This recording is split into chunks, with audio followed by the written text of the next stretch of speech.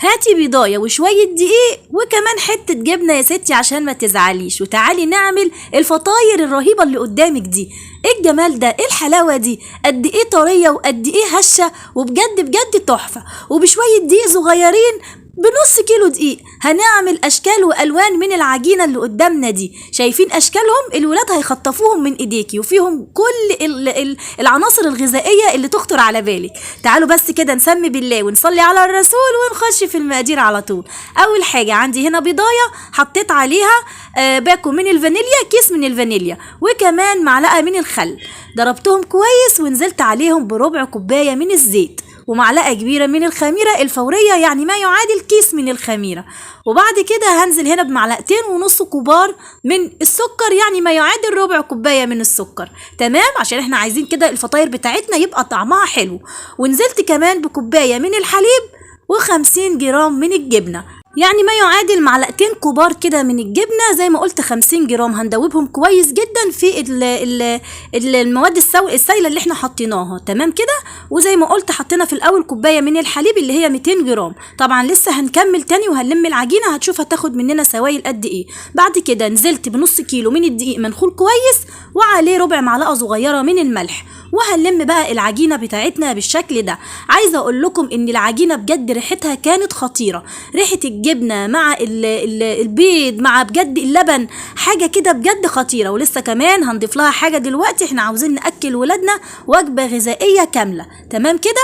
هفضل بقى اعجن هنا العجينه كويس قوي قوي. انتوا عارفين من حلاوه المخبوزات ان العجينه تتعجن معانا حلو جدا. لو عندك عجان هيكون اريح ليكي طبعا واوفر. تمام. ابدأي حطيها في العجان واشتغلي بيها. انا هنا بدأت كمان اجيب ربع كوباية من المية وهبدأ الم العجينة. خدت مني حوالي ربع كوباية مية كمان ومعلقتين. تمام كده. هبدأ بقى هنا زي ما قلت لكم، انا عايزة هنا اعزز العجينة بتاعتي. حطيت لها معلقة سمنة بلدي لمتها بيها كده. تمام. بعد ما لمتها وعجنتها كويس قوي، دهنت البولة وحطيت فيها العجينة وحطيتها لمدة نص ساعة في المطبخ تختمر.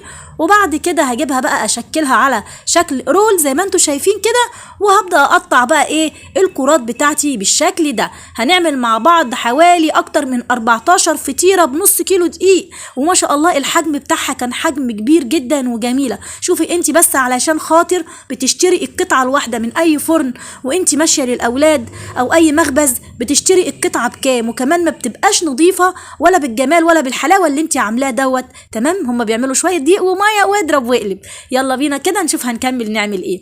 بدأت خلاص كده بعد ما شكلتها على شكل رول، بدأت كورتها كده كور، وهبدأ بقى اخد قطعة قطعة اشكلها. دي اول شكل معانا، شكلته على شكل مستطيل، وهبدأ اني انا امشيها كده كرول، واقفل كده الجزء المفتوح من تحت زي كأنها كده رغيف فينو بالظبط. وهبدأ كده اجي من النص على الجزء المفتوح، وهبدأ ان انا اقفله بالشكل ده. هتنيها 2 على بعض. طبعا الشكل شارح نفسه يا بنات. وبعد كده هتيجي على الناحية اللي احنا تنيناها، وهنبدأ نفتحها كده بالشكل ده زي ما انتوا شايفين. هنا هتدينا بعد ما تخمر هتدينا شكل القلب، وهتدينا منظر جميل جدا، وكمان مورقة من جوه من الطبقات اللي احنا عملناها للرول زي ما انتوا شايفين كده. بعمل لكم هنا واحدة تاني برضو علشان تشوفوها كويس اهو. يلا بقى على بال ما تشوفوا كده حطوا لي لايك كده بقى، يا رب كده اللي يحط لايك ويعمل شير للفيديو، وكمان يعمل متابعة في الصفحة، يا رب يكبر بخاطره جبرا يتعجب ليه اهل السماوات واهل الارض. زي ما انتوا شايفتوا طبعا كده. ادي كده منظر القلب انا وريته لكم في الاول. طيب ده بقى اللي هو الشكل الاولاني. تعالوا بقى كده نخش الشكل التاني. هنجيب كده برضو قطعه من الكور بتاعتنا اللي احنا كورناها، هنقطعها على شكل مدور جدا كاننا بنعمل بيتزا، وهنقطعها على 4 مثلثات، وهنحط المثلثات بتاعتنا فوق بعضها كده، وهنبدا نجيبها كده من اليمين للشمال نحضنها كده ببعض، وهتبقى معانا على شكل الفيونكه بالشكل ده. عايزه اقول لكم لما بتختمر بتبقى شكلها حلو قوي.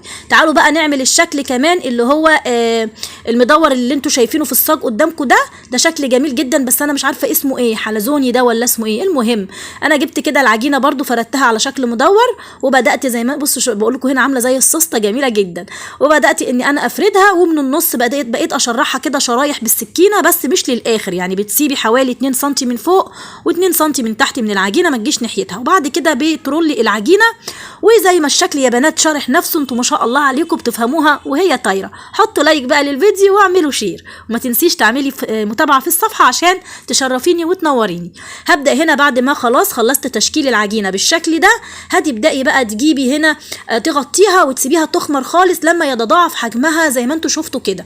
بصوا ما شاء الله عامله ازاي. هجيب بقى هنا، عايزه بقى تعملي ببيضايه وتحطي عليها كيس من الفانيليا صفار بيضايه وتبداي تدهني وش العجين، تمام. عايزه تعملي باللبن زي ما انا عملت كده، تمام. انا هنا استكفيت بس باللبن وبدات ان انا ادهن وش العجينه بتاعي كده بالشكل ده بس كده. وهتبداي بقى تدخليها في الفرن على درجه حراره 200. اول ما هتطلع معاكي من مخبوزات يا دوبك على طول تغطيها بفوطه المطبخ او فوطه المخبوزات علشان خاطر تفضل طريه معاكي. اول ما تبرد خالص هتلاقيها طريه معاكي وزي الفل. بصوا بقى الاشكال هنا والالوان.